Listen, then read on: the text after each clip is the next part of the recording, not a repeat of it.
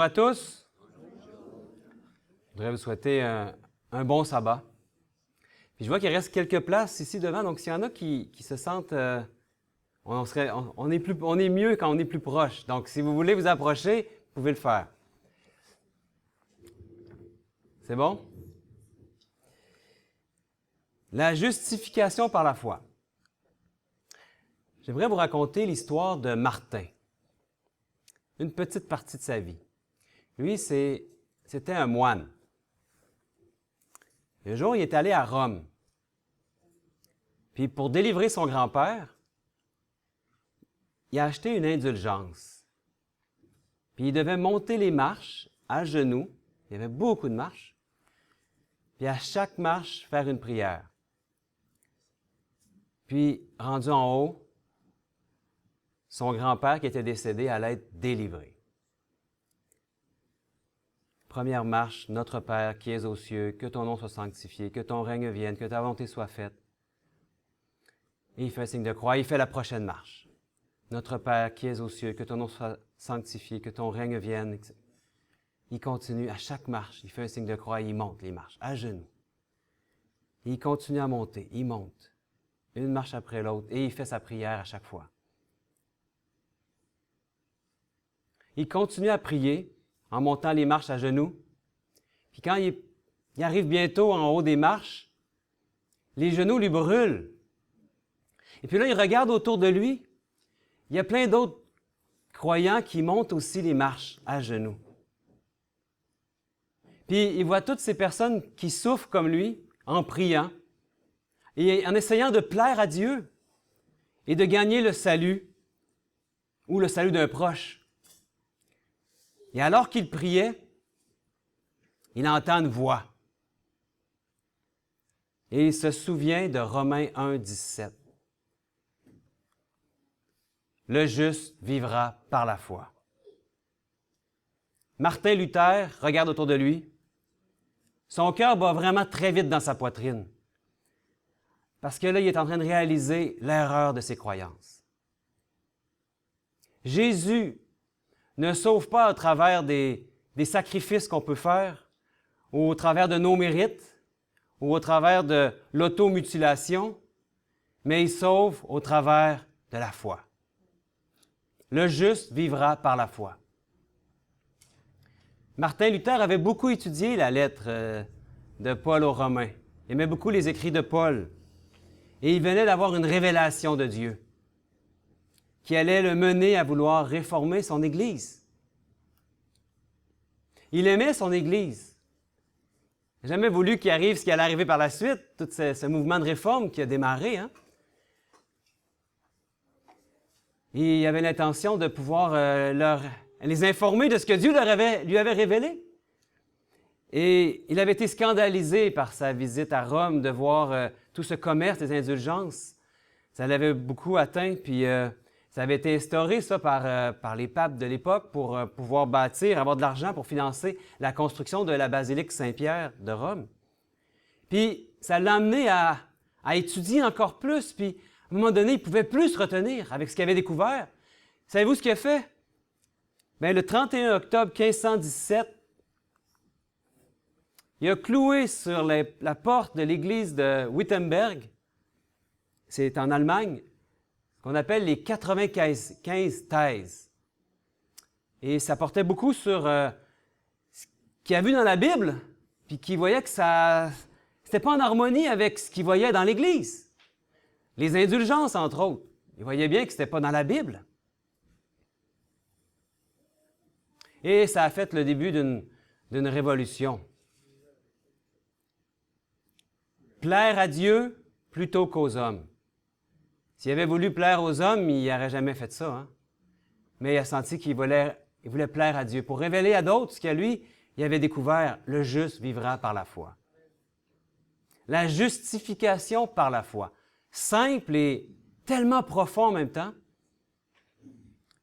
Luther n'avait pas la paix avec Dieu avant d'avoir eu cette révélation-là. Alors, pour avoir la paix, qu'est-ce qu'il faisait? Bien, il se mortifiait. Il faisait des sacrifices de toutes sortes de choses. Il faisait même des jeûnes. Puis il a dit, dans ses écrits, il a dit, s'il y avait un moine qui aurait pu gagner le ciel par toutes les choses qu'il faisait pour plaire à Dieu, bien, ça aurait été lui. Il était vraiment exemplaire. Mais il s'est rendu compte que tout ça, un peu comme Paul avait dit, tout ça, il l'a regardé comme de la boue pour gagner Christ. Et il s'est rendu compte que c'était par la foi qu'on était justifié et non pas par les œuvres qu'on pourrait faire. Vous savez, les indulgences, pour lui, c'était quelque chose qui était vraiment... Dieu, il avait vraiment touché par rapport à ça. C'était quelque chose d'horrible, de pouvoir penser qu'on va pouvoir acheter notre ciel avec notre argent. Ça voudrait dire que quelqu'un qui était très riche, vous savez, mettons aujourd'hui, on pense à un endroit où il y a beaucoup de péchés. On pense à la ville du péché, c'est quoi? La ville du péché aux États-Unis. On dit Las Vegas, c'est de Sin City. Tu vois, là-bas, il y a toutes sortes de péchés disponibles, n'est-ce pas? Puis là, quelqu'un qui, mettons, serait un chrétien, puis qui fonctionnerait avec ce système d'œuvre-là, pourrait payer en avance pour acheter le pardon à l'avance pour tous les péchés qu'il allait commettre, pendant dans sa semaine de vacances à la ville du péché. C'est ça le principe qui était instauré à l'époque. Les gens pouvaient se donner la conscience tranquille, acheter le pardon de Dieu avec leur argent, et c'était les indulgences. Et après ça, on peut pécher comme on veut. Ce n'est pas l'Évangile, mes frères et sœurs, on le sait.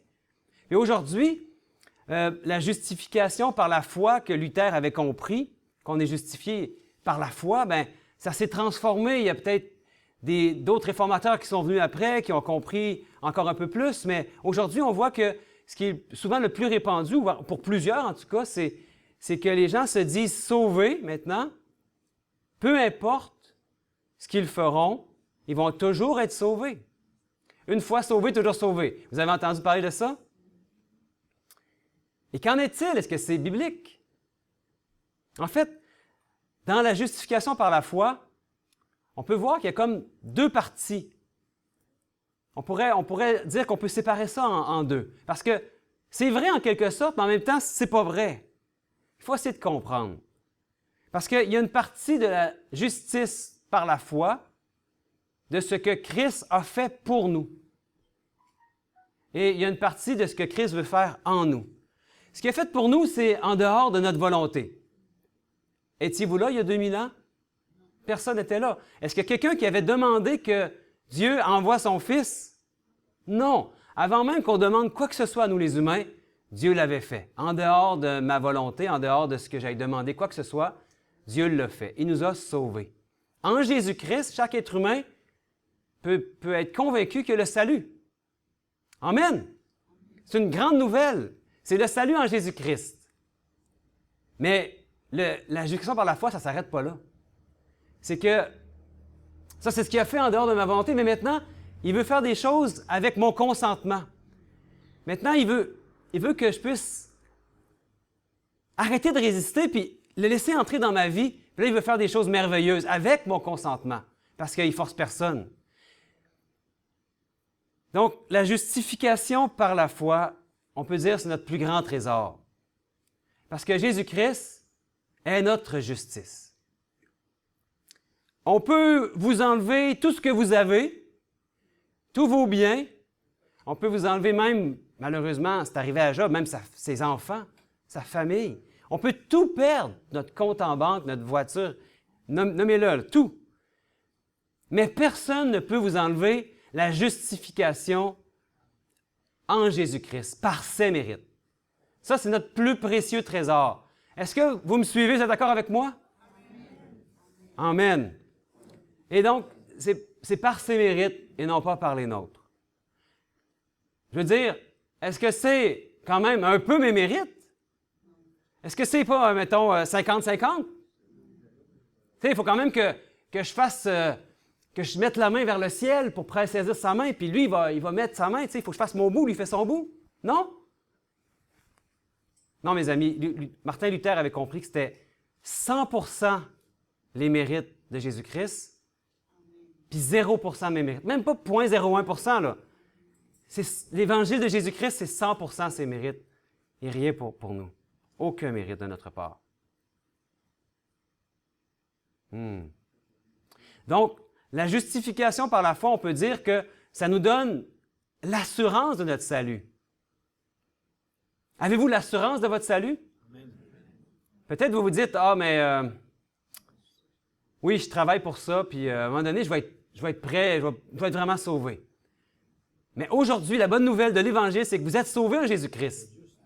Amen. Il vous a rendu juste. En fait, c'est la deuxième partie qui est vraiment intéressante, parce que le salut en Christ, ça, c'est acquis. Dieu nous accepte tels que nous sommes. Le pire des pécheurs, s'il se tourne vers lui, il est accepté. Et par la foi, il nous appelle à confesser nos péchés. En fait, il va mettre ça en nous. Il dit même qu'il va nous pousser à la repentance dans sa bonté, dans sa longanimité. On voit ça dans Romains 12, je crois. C'est lui qui nous pousse à la repentance. Donc, même la repentance que vous avez eue, elle est venue de Dieu. C'est lui qui l'a mis dans votre cœur, qui vous a amené à la repentance. Et vous savez quoi? Il a même mis une mesure de foi dans chaque être humain. Il n'y a personne qui va pouvoir dire à la fin, moi, je n'ai pas eu de mesure de foi. Il en a mis dans chacun. Puis, on a l'assurance que quand on vient à lui puis qu'il nous pousse à la repentance de nos péchés, bien, qu'il nous pardonne. Mais à quel point est-ce qu'il nous pardonne? J'ai quelques versets pour vous. Il aura encore compassion de nous. Il mettra sous ses pieds nos iniquités. Tu jetteras au fond de la mer tous leurs péchés. Et dans Ésaïe 1, 18, « Venez et plaidons, dit l'Éternel. Si vos péchés sont comme le cramoisi, ils deviendront blancs comme la neige. Et s'ils sont rouges comme la pourpre, ils deviendront comme la laine. » Et dans 1 Jean 1, 9, « Si nous confessons nos péchés, il est fidèle et juste pour nous les pardonner et pour nous purifier de toute iniquité. » Après combien de temps est-ce que notre Père céleste, après combien de temps est-ce qu'il nous pardonne? Ben est-ce que quand on lui demande pardon, combien de temps ça prend avant qu'il nous pardonne? Ben oui, instantanément. Pourquoi? Parce que la parole de Dieu, la parole de son Fils, c'est la parole créatrice. Donc, il dit, la chose arrive. Instantanément, il vous pardonne. Amen. Amen. Tout au fond de la mer. À la fin, il va même tout effacer, ça, de l'univers. Amen. Va et ne pêche plus. Donc, il parle et la chose arrive. Nous, les humains, on a tendance à mettre un délai pour le pardon de Dieu. Et des fois, on a de la misère à se pardonner nous-mêmes pour des choses qui se sont passées dans le passé. Alors que Dieu, lui, nous pardonne. Pourquoi nous, on a de la misère à se pardonner parfois nous-mêmes? Puis on a de la misère à croire qu'il nous a pardonné. Mais Dieu nous pardonne. Tu sais, si par exemple, mon chien, là, j'ai plus de chien, il est décédé, mais mettons, quand j'avais mon chien, c'est arrivé parfois qu'il fait des choses que je vais le gronder. Puis, l'instant d'après, écoute, je l'ai grondé, mais est-ce que je lui en veux encore? Est-ce que la journée d'après, je lui en veux encore à mon chien? Je sais qu'il n'a pas fait ça pour mal faire, tu sais. Je dis, bon, OK, je passe par-dessus. Est-ce que Dieu ne ferait pas la même chose avec nous?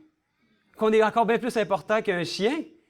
Et quand on fait quelque chose, est-ce qu'il garde de la rancune envers nous puis il n'oublie pas ça? Il nous a pardonné.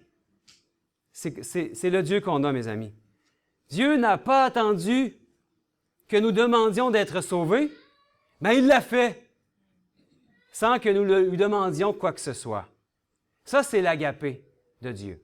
C'est son amour inconditionnel. Donc, quand est-ce que vous avez été sauvés? J'ai étudié avec des personnes dans le passé qui me disaient que ça les traumatisait, ça, parce qu'on leur avait dit, mais quand est-ce que tu étais sauvé? Puis eux étaient capables de dire l'instant même, la seconde même de leur salut. Puis là, ben, c'était vraiment spécial pour eux. Puis là, ils demandaient à cette dame-là, mais c'est quand, toi, que tu étais sauvé? Quel jour? Quel moment? Puis elle était incapable de le dire. Puis là, elle se demandait si elle était sauvée, ça la rongeait. Vous comprenez ce que je veux dire? Et que j'aimerais vous demander, mais quand est-ce que vous avez été sauvé? Puis la réponse, la meilleure qu'elle peut donner, c'est moi, j'ai été sauvé il y a 2000 ans. Amen. Sur la croix. C'est là qu'on a été sauvés, mes frères et sœurs. Puis le Père nous a donné ce cadeau le plus précieux qu'il n'y a pas au ciel, son Fils unique. Puis on l'a vu ce verset, mais on va le revoir encore, hein, parce que Dieu a tant aimé le monde qu'il a donné son Fils unique. Remarquez qu'il n'a pas dit qu'il l'a prêté pour 33 ans. Hein? Il l'a donné à nous, la race humaine. Et avant même qu'on le demande, il l'avait fait. En dehors de ma volonté, il l'a fait. Non pas prêté, mais donné. Donc, en Christ, nous sommes sauvés. Amen. Mais est-ce la fin du verset? Est-ce que tout le monde va aller au ciel? Maintenant, on a dit que tout le monde était sauvé, mais est-ce que ça veut dire que tout le monde va aller au ciel? Parce qu'il faut faire la différence entre le salut donné par notre Dieu et acquis par son Fils et la vie éternelle. Ah, OK. Sébastien, c'est quoi que tu veux dire là? Est-ce qu'il y a une différence entre les deux? Il y a le salut, il y a une différence entre être sauvé et avoir la vie éternelle. Parce qu'on a dit que tous les humains allaient être sauvés, étaient sauvés en Jésus-Christ il y a 2000 ans. C'est comme si, quand il est mort sur la croix, il a pris le fardeau des péchés de toute l'humanité. Avant lui, après lui, partout, hein? Tous les péchés de l'humanité, il a pris sur lui. C'est comme si toute l'humanité était en lui. Il est devenu l'humain qui a pris la pénalité du péché de tous les humains. Donc, tout le monde est sauvé en Jésus-Christ. Mais là, vous allez me dire, mais est-ce que tout le monde qui va aller au ciel? Non, il dit, il y a une autre partie. On a beaucoup de choses dans ce verset-là, hein? Parce que quiconque croit en lui ne périsse pas, mais qu'il a la vie éternelle. Donc, tout le monde est sauvé parce que Dieu a tant aimé le monde, mais ce n'est pas tout le monde qui va aller au ciel. Parce que le salut, il y a le salut de la vie éternelle. Celui qui croit ne périra pas, mais aura la vie éternelle. Mais croire quoi? Mais croire qu'il ne peut pas mentir et que toutes ses promesses sont certaines. Est-ce que vous croyez en ses promesses? Parce que si vous croyez vraiment en ses promesses, puis vous croyez qu'il ne peut pas mentir, ça veut dire qu'il vous a promis la vie éternelle. Puis il a promis qu'il allait faire de vous une nouvelle créature. Puis il avait promis qu'il allait vous pardonner, puis qu'il vous aimait d'un amour éternel. Puis qu'il n'allait jamais vous abandonner. Il en a fait des promesses, hein? Il y en a combien des promesses dans la Bible? Moi, je ne les ai pas toutes comptées, il y en a trop. Croire aussi à son amour. Parce que ici, dans ce verset-là, c'est ce qu'on voit. Dieu a tant aimé. Je ne sais pas s'il y avait un mot qu'il aurait pu utiliser encore plus pour dire à quel point il nous a aimés, mais quand on voit la suite, que c'est avec son Fils qu'il a donné, on comprend à quel point il nous a aimés parce qu'il a donné ce qu'il y avait de plus précieux au ciel. Puis il a fait ça, il est allé jusqu'à donner son Fils unique pour l'humanité perdue. Pour sauver l'humanité perdue. Oh, sauver, perdu. Vous savez, beaucoup d'êtres humains ne savent pas qu'ils sont perdus. Ils ne savent pas qu'ils sont sauvés. En fait, maintenant, on peut leur dire la bonne nouvelle. Parce que depuis 2000 ans, on sait qu'ils sont plus perdus. Ils sont sauvés en Jésus-Christ. On vient de dire ça tantôt, hein? Donc, la bonne nouvelle de l'Évangile, c'est pas d'aller cogner à la porte de nos voisins et leur dire hey, « Savais-tu que tu es perdu? » Non, c'est « Savais-tu que tu es sauvé en Jésus-Christ? » C'est pas une bonne nouvelle, ça, mes amis? C'est la meilleure nouvelle qu'il ne peut pas y avoir. C'est la bonne nouvelle que Dieu veut mettre dans notre cœur, à nous, les chrétiens, puis avoir la joie d'aller dire à nos voisins la bonne nouvelle, qu'ils sont sauvés en Jésus-Christ. Maintenant, j'ai envie de leur dire après, mais vis comme un sauvé. Parce que accepte ou arrête de résister contre ton sauveur. C'est ça que j'aimerais leur dire. Mais quand on dit sauvé, perdu, il faut comprendre quelque chose. Il y a quelque chose qui peut nous perdre, qui peut faire en sorte de perdre leur salut qu'ils ont acquis en Jésus-Christ. Puis on le trouve dans Romains 6, ce verset-là, 23. « Car le salaire du péché, c'est la mort. Mais le don gratuit de Dieu, c'est la vie éternelle en Jésus-Christ, notre Seigneur. » Quand il dit le salaire du péché, c'est la mort, on va étudier quelque chose de vraiment particulier qu'on trouve dans les Saintes Écritures par rapport à la mort. Parce que vous savez que dans la Bible, on nous parle de deux morts. La première mort et la seconde mort. On va voir des versets. J'aimerais ici vous dire que quand il nous dit que le salaire du péché, c'est la mort, bien, il nous parle de la seconde mort. En fait, c'est la mort éternelle. La mort de laquelle on ne revient plus jamais. C'est pas comme la première mort où quand tu meurs, tu dors. La Bible est claire, nous dit que quand on entre dans la première mort, les humains dorment et attendent la résurrection. Mais la deuxième mort, c'est celle qui est éternelle. En fait, c'est la séparation éternelle d'avec Dieu. Donc, il est venu nous sauver de la deuxième mort. Puis il dit que le salaire du péché, pour celui qui résiste puis qui s'endurcit dans le péché, puis qui ne veut pas répondre aux appels de l'Esprit de Dieu, bien, il va devoir subir lui aussi la seconde mort. Et on voit ça dans certains versets de la Bible, la seconde mort. Par exemple, dans Apocalypse 20, chapitre 20, verset 14. « Et la mort et le séjour des morts furent jetés dans l'étang de feu. » C'est la seconde mort, l'étang de feu. C'est quoi la seconde mort? On peut dire ça, l'enfer. Il faut faire toute une étude sur l'enfer pour comprendre c'est quoi. Hein? L'enfer, c'est l'étang de feu, puis ça nous dit que c'est une mort. Puis quand tu meurs, quand tu brûles, à un moment donné, tu arrêtes de brûler, puis tu meurs. La mort éternelle. La seconde mort, c'est la mort éternelle. Donc, c'est vraiment intéressant de savoir ça, mais pour qui est la seconde mort? Le pécheur. Le pécheur. Et ici, il y a une description de la seconde mort, pour qui elle est. Mais pour les lâches, les incrédules, les abominables, les meurtriers, les impudiques, les enchanteurs, les idolâtres et tous les menteurs, leur part est où? Dans l'étang ardent de feu et de soufre, ce qui est la seconde mort. On apprend c'est quoi l'enfer ici? C'est la mort éternelle. C'est pour eux qu'est prévu l'enfer. En fait, l'enfer est prévu en premier pour Satan et ses mauvais anges. Elle n'est pas prévu pour... On va prendre les questions à la fin si tu veux bien, d'accord? Parce que c'est enregistré. Mais l'enfer est prévu... Présentement, l'enfer est prévu pour Lucifer et ses mauvais anges. Elle n'a pas été prévue pour nous les humains parce qu'on l'a dit, Jésus est venu pour nous sauver, nous les humains. Il ne veut pas qu'aucun se perde. Malheureusement, si on résiste, si on refuse de croire en l'Évangile de Jésus-Christ, bien, on va subir le même sort que Satan et ses mauvais anges. Mais ce n'est pas pour nous que c'est prévu, ça, la seconde mort. En fait, personne n'a encore subi la seconde mort, sauf un être humain, un seul être humain qui a marché sur cette terre. Savez-vous c'est qui? C'est Jésus-Christ lui-même. L'unique Fils engendré du Dieu vivant. Et on peut voir ça dans la Bible, hein? Romains 5, 21, vous allez comprendre ce que ça veut dire. Celui qui n'a point connu le péché, il l'a fait devenir péché pour nous, afin que nous devenions en lui justice de Dieu. Il est devenu quoi pour nous, Jésus? Péché. Ça s'est passé où, ça qui est devenu péché? Sur la croix. Vous savez, sur la croix, Jésus, à un moment donné, il a dit, mon Dieu, pourquoi m'as-tu abandonné? Et c'est là que ça s'est passé. Il s'est senti abandonné. Il a senti la pénalité du pécheur. Il a pris sur lui tout le fardeau des péchés. Et on sait c'est quoi le salaire du péché, hein?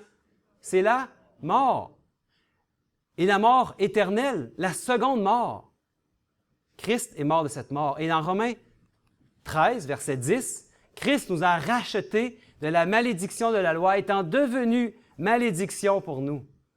Car il est écrit, « Maudit est quiconque est pendu au bois ».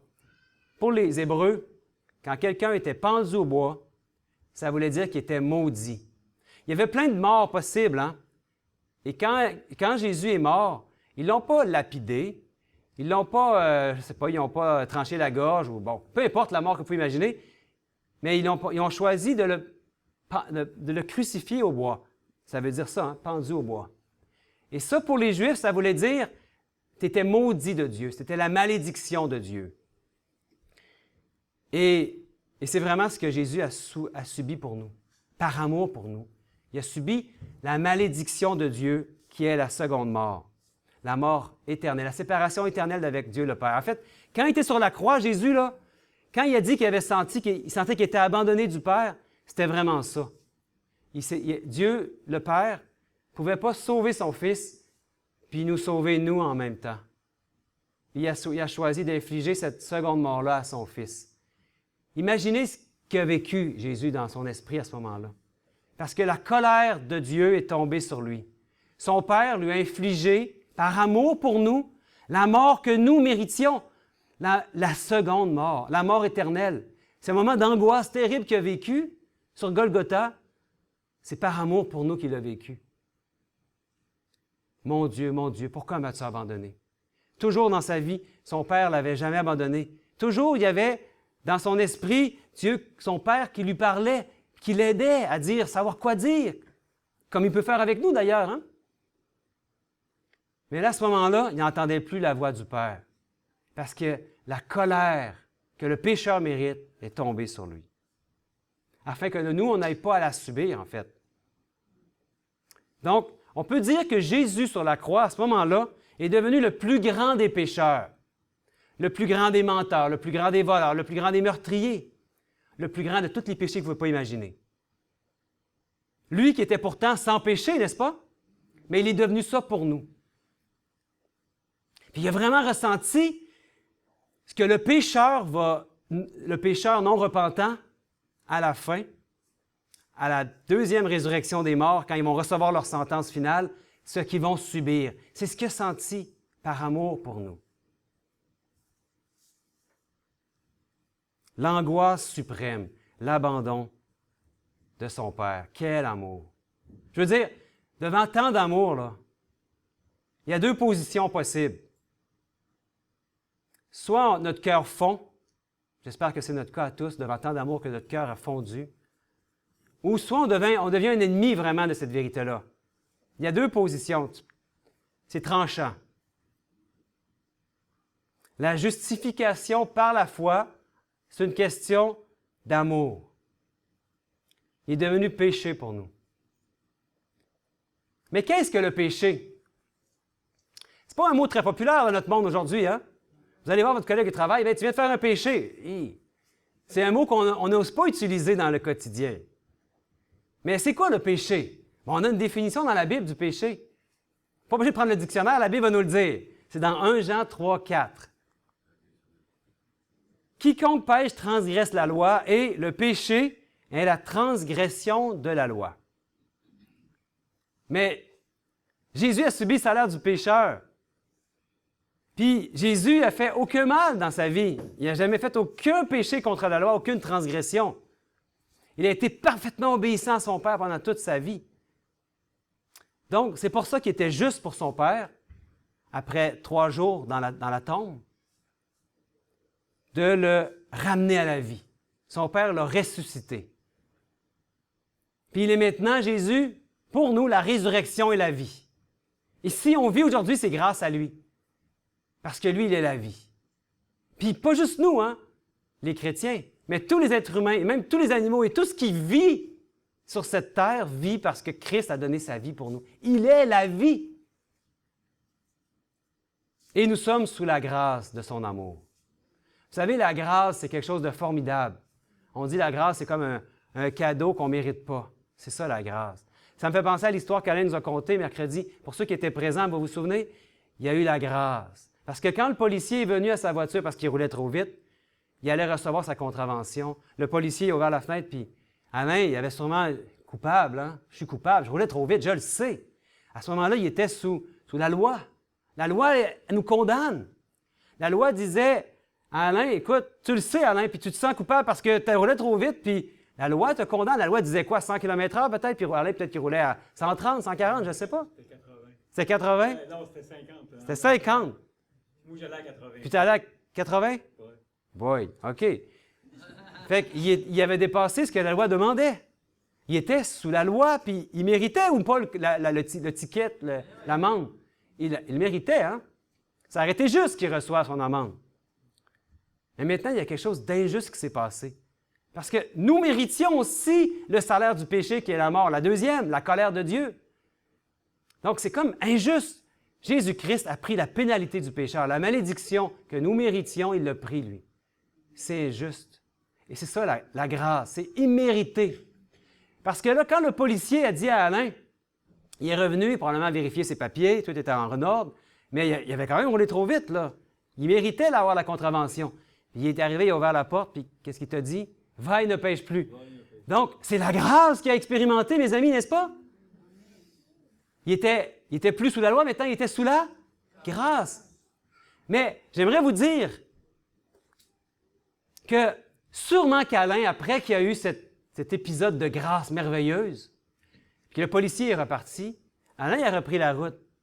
Pensez-vous qu'il avait encore le goût d'aller à 80? Non, parce que quand on comprend la grâce puis qu'on est touché par l'amour de Dieu, bien, il se passe une transformation en nous. Et ça nous rend obéissants, ça. Parce qu'on ne voudrait plus... Tu sais, notre péché, C'est à cause de notre péché que Christ est mort sur la croix. Savez-vous que chaque fois qu'on fait un péché, c'est comme si on crucifiait Jésus-Christ? C'est parce que c'est pour ça qu'il est venu, pour nous sauver du péché. Il ne veut pas nous sauver dans nos péchés, comme on l'a dit. Et maintenant, on est sous la grâce. Mais est-ce que sous la grâce, ça veut dire qu'on n'a plus besoin d'être obéissant à son esprit qui nous parle dans notre conscience? Certainement pas, mes amis, hein? Donc, cette idée-là d'une fois sauvé, toujours sauvé, puis qu'on va faire ce qu'on veut, est-ce que c'est biblique? Mais non. Il veut nous rendre obéissants. Et on va voir aujourd'hui pourquoi et comment il va faire ça. Parce que tout est une question d'amour. Dans les Saintes Écritures, peut-être des fois on a de la misère à voir l'amour de Dieu, peut-être dans l'Ancien Testament, dans les guerres, mais même ça, tout est une question d'amour. D'un bout à l'autre des Saintes Écritures, on voit son amour qui se manifeste. Quand un cœur est touché par ce qu'il s'est passé sur la croix, ce qu'on a dit qu'il avait pris la colère de Dieu pour nous, ça va le rendre obéissant par la foi en son Sauveur. Et c'est ça qu'on voit que Paul nous dit dans Romains 13, 10. L'amour ne fait point de mal au prochain. L'amour est donc l'accomplissement de la loi. L'amour. Si vous voulez accomplir la loi et qu'il n'y a pas l'amour comme mobile d'action, puis je ne vous parle pas de n'importe quelle sorte d'amour, là, je vous parle de l'amour de Dieu. C'est pas l'amour éros. En grec, là, il y avait pas juste... Il y avait 4 sortes d'amour. Hein, puis on sait qu'il y a l'amour éros, l'amour philéo, l'amour aussi agapé, puis il y en a un autre, là, storgé, je pense. Bon. Mais l'amour éros, c'est l'amour souvent entre un homme et une femme. C'est un amour charnel, passionnel. L'amour philéo, c'est l'amour fraternel. Mais quand Jean a décrit Dieu, il a dit Dieu est éros? Non. Dieu est philéo? Non. Il a dit Dieu est agapé. Puis dans notre langue, à nous, on dit amour, ou dans certaines versions, on va dire charité. Mais charité, encore là, c'est pas tout à fait ça que ça veut dire. Hein? C'est comme charité, une tentative de faire notre part vers Dieu, puis lui fait sa part vers nous. L'agapé, c'est inconditionnel. C'est formidable. Puis l'amour, l'agapé, c'est l'accomplissement de la loi. Jésus était le modèle parfait d'agapé. Parce que toujours, il a reçu l'agapé de son Père, il dépendait de son Père. Puis, il veut mettre cet amour-là en nous.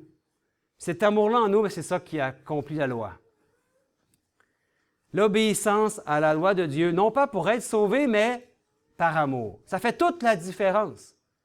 Tu sais, on parle du sabbat ici. Pensez-vous que le sabbat, c'est ça qui nous sauve? Parce que c'est dans la loi de Dieu. C'est dans sa loi. En fait, qu'est-ce qui nous sauve? C'est qui? C'est Jésus-Christ. D'un bout à l'autre, c'est mérite. Même si je fais le sabbat, je n'ai pas manqué aucun sabbat de toute ma vie. Si je n'ai pas l'amour, qu'est-ce que ça donne? Donc, si ce n'est pas le mobile d'amour de Dieu qui est derrière, faire le sabbat ou faire peu importe quel autre commandement de Dieu, qu'est-ce que ça vaut? Ça n'a aucune valeur. Vous savez, c'est triste, mais les Juifs font le sabbat.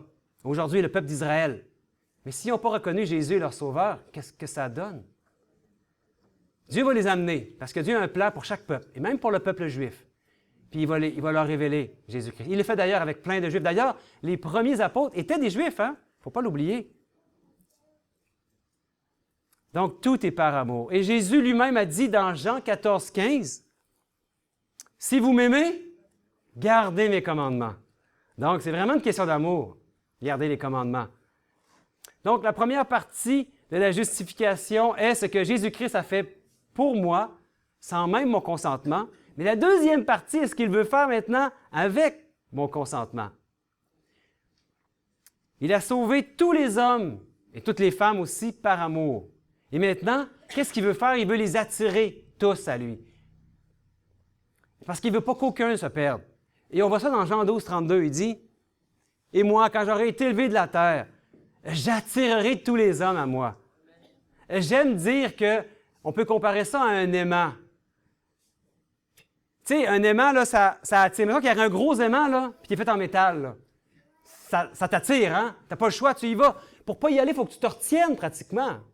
C'est un peu comme ça. Jésus, c'est comme un gros aimant, puis nous, on est du métal. Pour pas se laisser attirer, il faut résister. Puis ceux qui vont résister de façon constante et persistante toute leur vie, malheureusement, à la fin, ils vont devoir subir la seconde mort. Mais celui qui ne résiste pas, il a la vie éternelle. En fait, la vie éternelle, elle est déjà acquise en Jésus-Christ. Cessons toute résistance. Et chaque jour, on peut lui demander, brise en moi tout ce qui résiste. Puis la vie éternelle, on n'a pas besoin de s'en faire pour ça, il nous la donne. En Jésus-Christ. Donc, la justification par la foi, c'est de nous laisser attirer par son amour et de croire que sa foi à lui est sans faille. Avoir la foi en la foi de Jésus. Avoir la foi que sa foi à lui, c'est la foi qui passe pour le ciel. Ma foi à moi, elle va faillir. Mais la foi de Jésus, elle est comment, elle? Elle est sans faille. Donc, puissions-nous mettre notre foi en sa foi. C'est un peu différent hein, de le salut par la foi, parce que le salut par la foi, en fait, c'est sa foi à lui. Je mets ma foi en sa foi à lui. C'est trop compliqué ce que je dis? Ça fait du sens? Avez-vous la foi de Christ, qui est votre justice? Voilà ce qui rend le pécheur obéissant à la loi. Puissions-nous arriver à dire comme Paul, puis on l'a déjà dit plusieurs fois, mais ça se retrouve plusieurs fois dans mes prédications parce que c'est le plus beau verset de la Bible. C'est dans Galates 2:20. Puissions-nous dire comme lui que nous avons été crucifiés avec Christ. Et si on vit, bien, c'est plus nous qui vit. C'est qui vit en nous? C'est Christ, par son esprit qui vit en nous. Et il dit, je vis maintenant, et si je vis dans la chair, parce que oui, on est encore dans ce monde, dans la chair, bien, je vis maintenant à la foi du Fils de Dieu. Pas la foi de Sébastien, on vit dans la foi du Fils de Dieu. Ça fait toute la différence, mes frères et sœurs.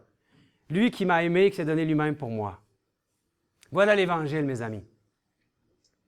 Avant le retour de Jésus, il y aura un peuple qui aura été tellement touché par son amour qu'il gardera ses commandements par amour. Ce peuple aura la foi de Jésus. On voit ça ici dans Apocalypse 14:12. Remarquez que ce texte-là est juste après le message des 3 anges dont on parle souvent et qui prépare un peuple. C'est ici la persévérance des saints qui gardent les commandements de Dieu et qui ont la foi de qui? De Jésus. Wow! Ce peuple aura le caractère de Jésus, en fait. Et il suivra l'agneau partout où il va, nous dit Apocalypse.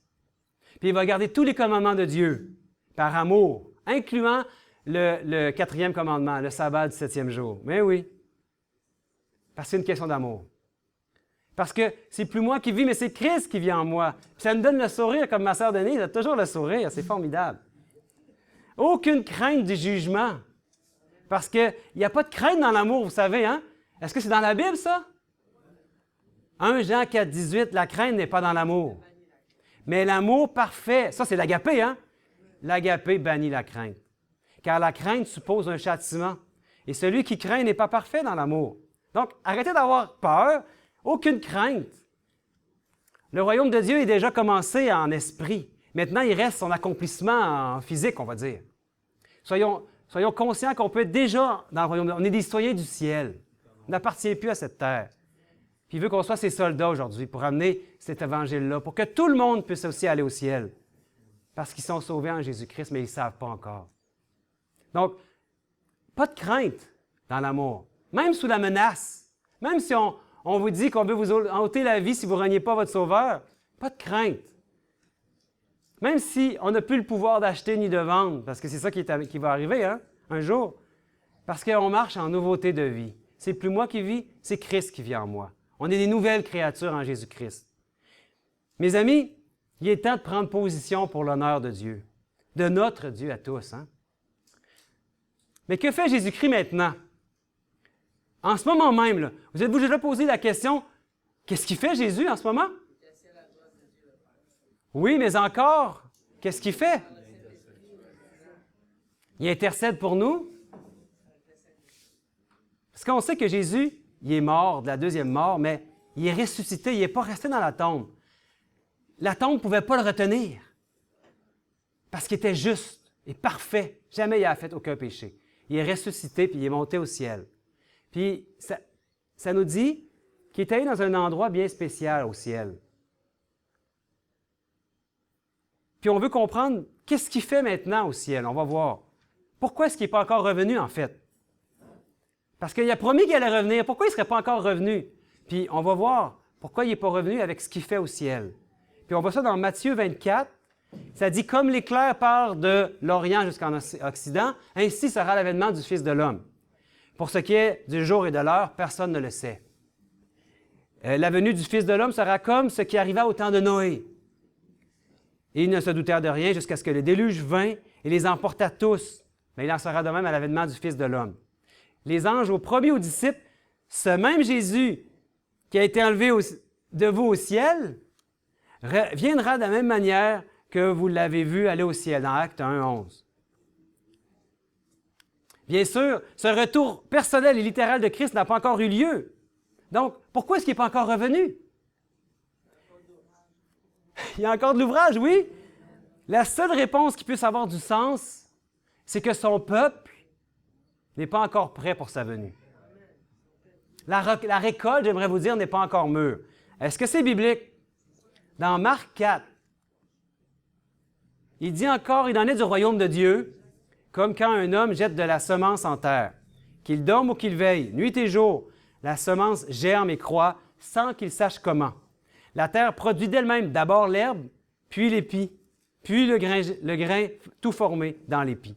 Et dès que le fruit est mûr, on y met la faucille car la moisson est là. La moisson, c'est quoi? C'est le retour de Jésus qui va venir chercher son peuple. Mais elle ne peut se faire que lorsque quelque chose va se produire. Le fruit doit être mûr. Donc, il attend que son peuple soit arrivé à la stature parfaite de Christ, nous dit les Écritures. Un peuple irrépréhensible, un peuple sans tache. Vous allez me dire, wow, Sébastien, moi, je ne pourrais jamais être irrépréhensible, je ne serai pas là-dedans. C'est vrai, quand vous regardez à vous-même, jamais vous allez être capable de faire ça. Jamais, jamais. Mais est-ce que c'est vous qui allez le faire ou c'est lui qui va le faire en vous? En fait, ce n'est pas juste une possibilité. En Christ, si Christ vit dans votre cœur, c'est devenu une assurance. L'assurance de la victoire sur tous les péchés. Parce que si on se rappelle Galates 2,20, si c'est plus moi qui vis, mais c'est Christ qui vit en moi à tous les jours, est-ce que Christ peut encore pécher en nous?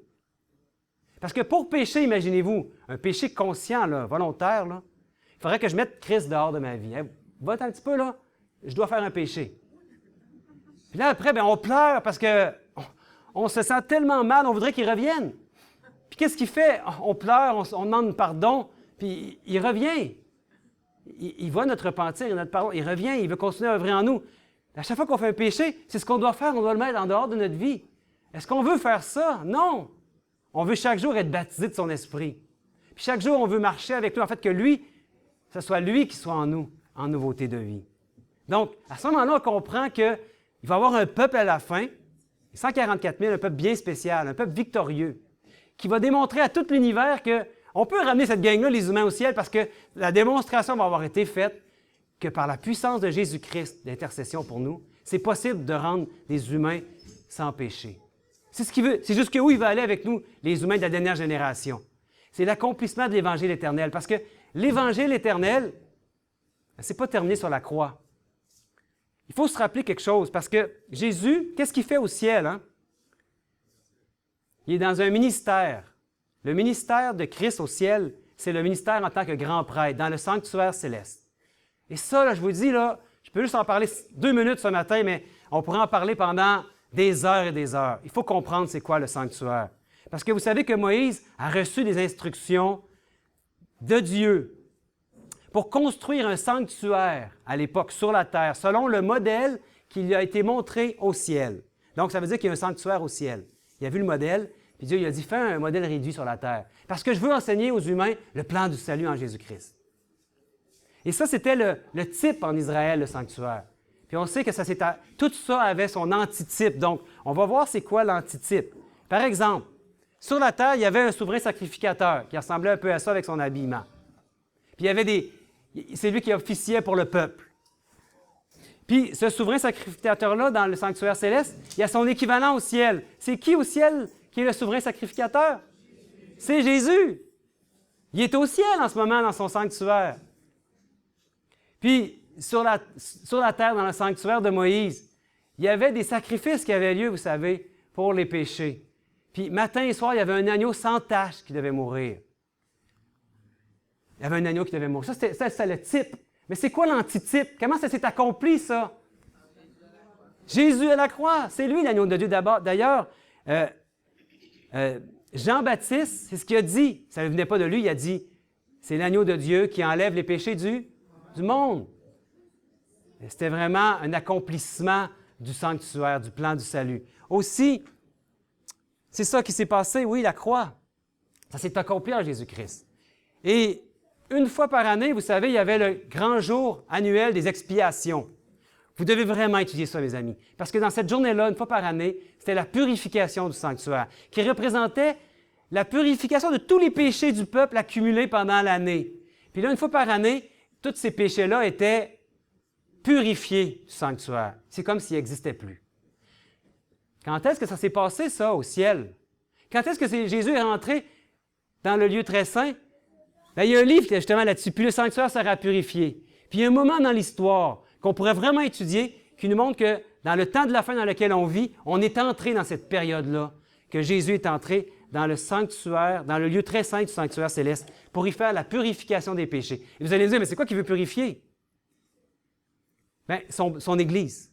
Tous les péchés de son Église, parce que nous sommes le temple de son esprit.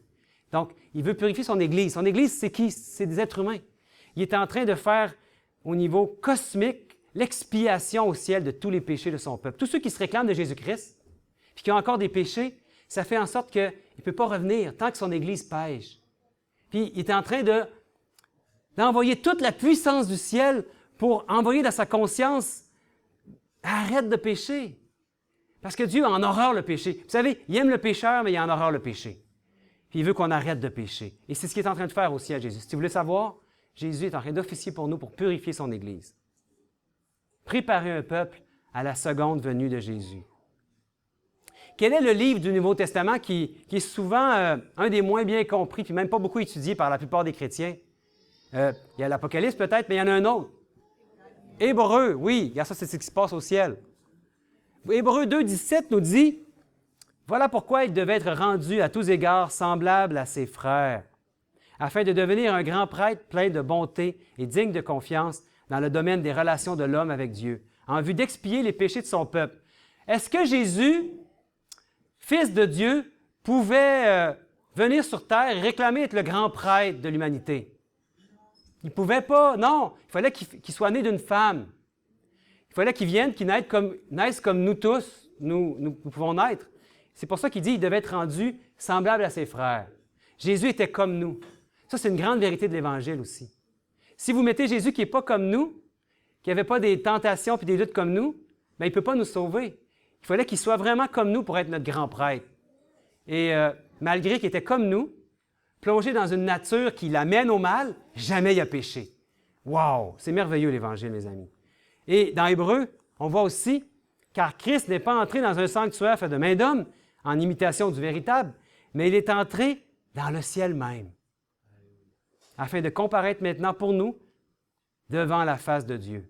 Donc, présentement, on peut dire qu'il est dans le sanctuaire céleste, en train d'intercéder pour nous, d'officier pour nous, de présenter ses mérites pour son peuple. Donc, il y a beaucoup de travail encore. Hein? Puissions-nous, si on ne sait pas qu'est-ce que Jésus fait au ciel, comment est-ce qu'on pourrait collaborer avec lui ou dire, faire sa volonté? Si on ne sait pas qu'est-ce qu'il veut, on ne peut pas entrer avec lui dans le sanctuaire et dans le lieu très saint si on ne sait pas qu'il est là. Maintenant qu'on sait qu'il est dans le lieu très saint et qu'on sait ce qu'il est en train de faire, bien, on peut collaborer avec lui. On peut collaborer de quelle manière? En essayant d'être bon? En essayant de plaire à Dieu? En s'auto-mutilant? Non! Mais la seule manière qu'on peut collaborer, l'arme qu'on a, nous les chrétiens, là, et là où on devrait passer le plus de temps, peut-être, c'est à genoux, sur nos deux genoux. Pas à se mortifier puis à souffrir, mais à prier Dieu pour qu'il nous enlève toute la résistance dans notre cœur qu'on peut avoir. Brise en nous tout ce qui résiste. Puis que ce soit plus moi qui vive, que ce soit toi qui vive dans mon cœur. Puis là, il peut agir dans notre vie. Puis là, il va nous montrer. On peut lui dire aussi, « Révèle-moi mes péchés, révèle-moi mes faiblesses. » Si vous lui demandez ça, attendez-vous à ce qu'il fasse. Hein? Il va vous révéler les faiblesses. Il ne va pas vous révéler tout en même temps, parce que peut-être il y en a qui ont... En tout cas, moi, le premier, j'avais beaucoup de faiblesses. Puis là, il m'en a montré. Il ne va pas tout me montrer en même temps, parce que sinon, je vais éclater, tu sais. et qu'il va m'en montrer au rythme que je suis capable. Il va me montrer une faiblesse. Puis après ça, il va me donner la victoire. Puis là, de victoire en victoire, il va me montrer de plus en plus de faiblesse. Il va me sanctifier de plus en plus. Puis c'est formidable quand on voit que ma vie a changé, mais c'est pas mes mérites. Je sais que c'est complètement ses mérites à lui. C'est lui qui a fait ça en moi. Parce que je lui ai demandé de le faire, il le fait. Donc, croyez en ses promesses de ce qu'il va faire en vous. Et c'est formidable. Vous allez arriver à un moment donné et vous dire, « Hey, mais c'est complètement lui qui l'a fait.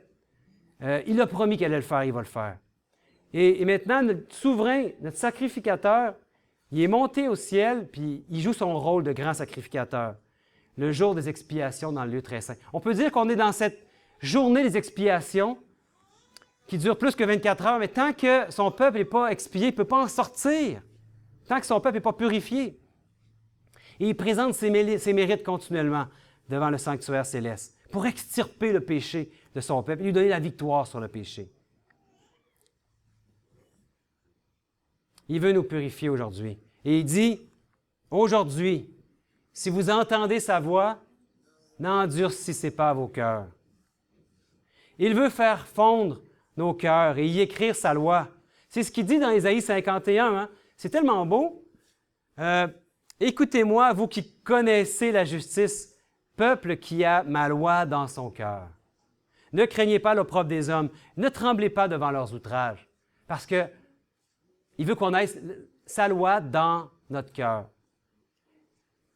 On est appelé à faire partie de l'Israël spirituel, où Dieu veut rassembler tout son peuple, toutes ses brebis, dans une même bergerie, un même troupeau. Tout son peuple, de tout peuple, toute nation, toute tribu, toute langue.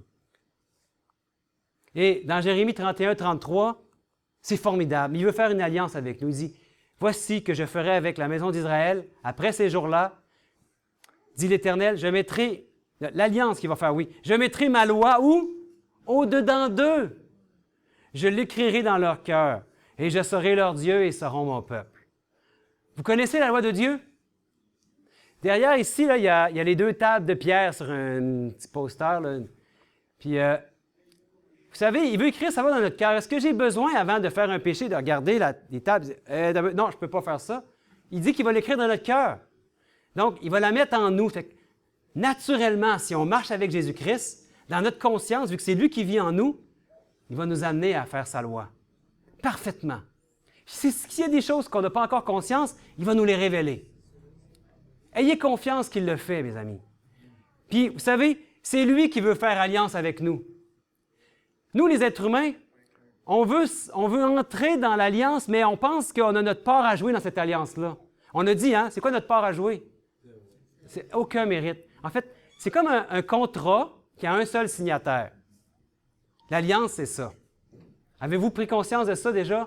Que l'alliance de Dieu, c'est lui qui l'a fait. Puis quand il dit les 10 commandements, là, c'est 10 paroles, c'est 10 promesses, en fait. Il dit, je te promets que tu n'auras plus le goût de voler. Je te promets que tu n'auras plus le goût de mentir. Je te promets que tu n'auras plus le goût de vouloir tuer les autres, de haïr les autres. Je te promets que... Et tous les 10 commandements. Et c'est des promesses qu'il nous fait, en fait. Les 10 commandements. Si on voit les 10 commandements comme des règles strictes à suivre, on rentre dans un certain légalisme, vous ne trouvez pas? Puis là, bien, ça tue l'esprit. Jésus-Christ, il veut mettre sa loi dans notre cœur. Ça fait toute la différence. Parce que la lettre tue, mais l'esprit vivifie. Et l'esprit qui donne la vie, c'est Jésus-Christ. C'est lui qui nous vivifie. C'est ce qu'il veut faire avec nous. Il veut nous amener à aller au-delà. Vous savez, le peuple hébreu, malheureusement, est entré dans une alliance que Dieu n'avait jamais demandée. Puis, qu'est-ce qu'ils ont dit quand ils ont eu les tables de la loi? Ils ont dit, nous le ferons. Dieu n'a pas demandé qu'ils disent ça. Mais vous savez, Dieu avance avec la foi faible qu'on peut avoir. Il a avancé avec le peuple d'Israël. Il voulait le rendre jusqu'à la maturité de Christ, son Fils. Puis aujourd'hui, nous sommes arrivés à la fin des temps, mais il se prépare une Église qui soit arrivée à la maturité, un peuple qui va être partout sur cette terre. Un petit peuple, oui, un reste, mais qui va être arrivé à la maturité de Jésus-Christ. Parce qu'il va avoir compris l'alliance de Dieu, d'arrêter de résister, de laisser faire le travail que lui seul peut faire en nous. Parce que par nos propres forces, on ne pourra jamais y arriver, d'être pur comme il veut nous rendre purs.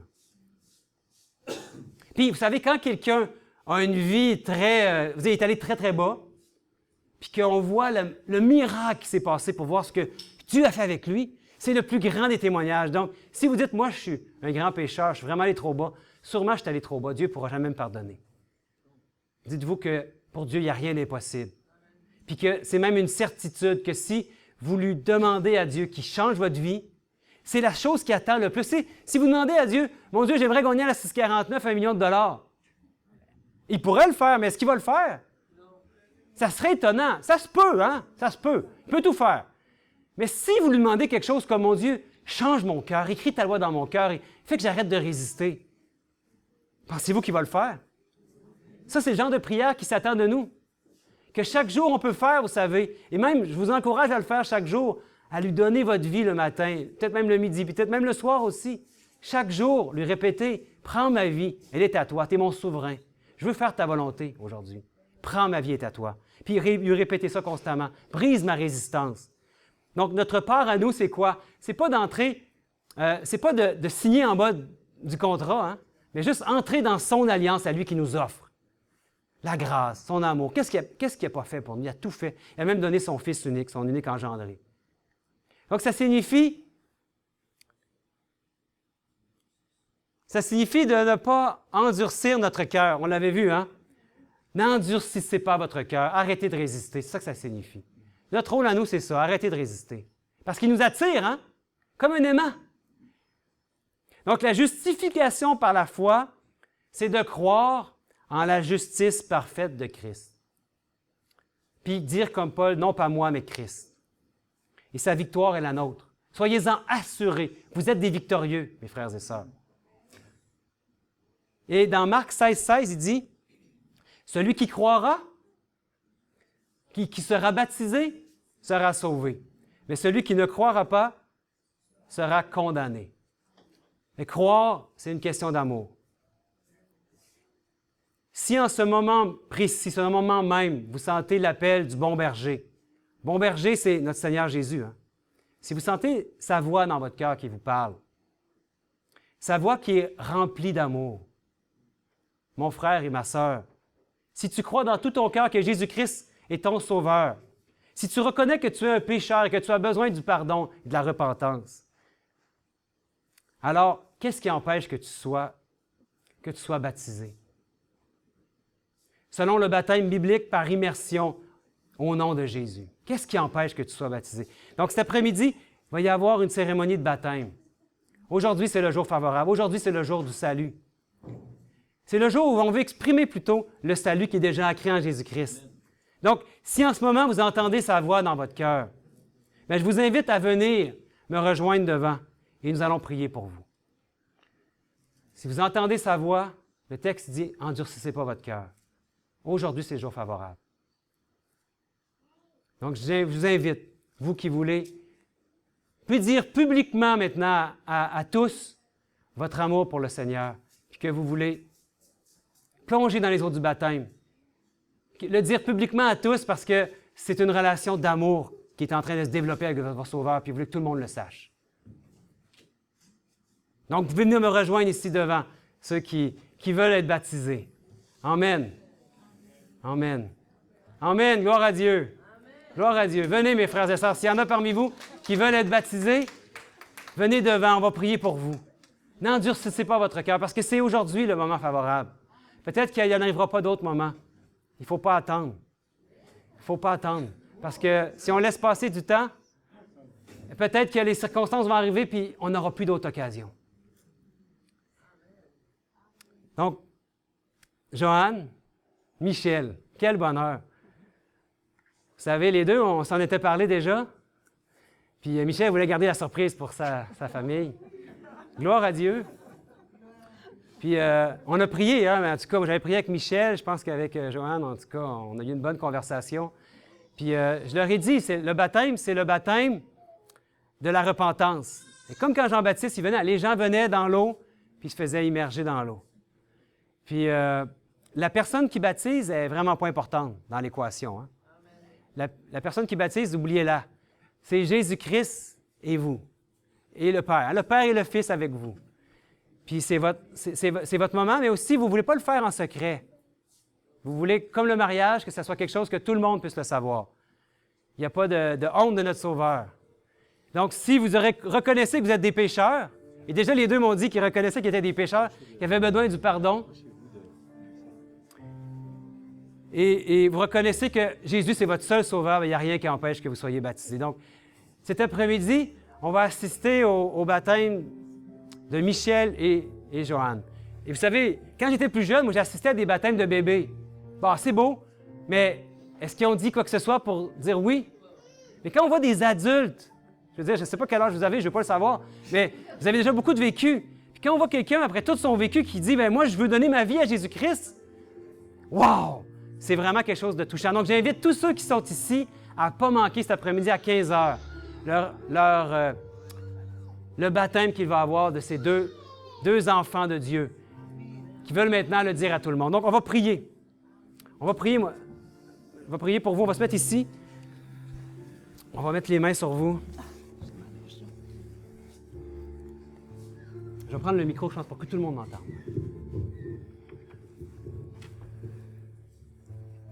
Bon Père éternel, que tu es Dieu merveilleux, rempli d'amour. Merci pour ce bonheur que nous avons. Et je sais que dans le ciel, il doit y avoir beaucoup de bonheur en ce moment pour ces deux personnes qui se sont avancées ici et qui ont demandé le baptême. Ils ont reconnu qu'ils étaient des pécheurs et qu'ils ont besoin de toi, de ton pardon, de ta grâce. Que tu les pousses à la repentance. Ils se sont laissés attirer à toi. Ils ont reconnu que tu es leur sauveur. Ils ont reconnu aussi que tu es le grand prêtre dans le ciel qui veut les amener encore plus loin peut-être que ce qu'ils avaient imaginé, jusqu'à extirper tout le péché en eux. Mon Père, qu'ils puissent comprendre que ce n'est pas en eux-mêmes qu'ils peuvent arriver à cela, mais c'est seulement en cessant toute résistance et en te laissant toute la place dans leur cœur, dans leur vie. Mon Père, bénis-les, protège-les parce que le diable ne veut pas qu'on puisse se donner à lui. Donc, fais qu'il n'y ait pas d'emprise sur nous, sur eux, et qu'il y ait une protection spéciale sur cet endroit, et que cet après-midi, rien n'empêche qu'ils soient baptisés au nom de ton Fils Jésus. Je te prie pour eux, je te prie pour tous les gens qui sont dans cette assemblée, pour que nous soyons des supports pour eux, et qu'on puisse être dans la paix et nous réjouir en cet instant. Je t'en prie, mon Père, au nom et par les mérites de Jésus-Christ. Amen. Amen. Amen. Dieu vous bénisse.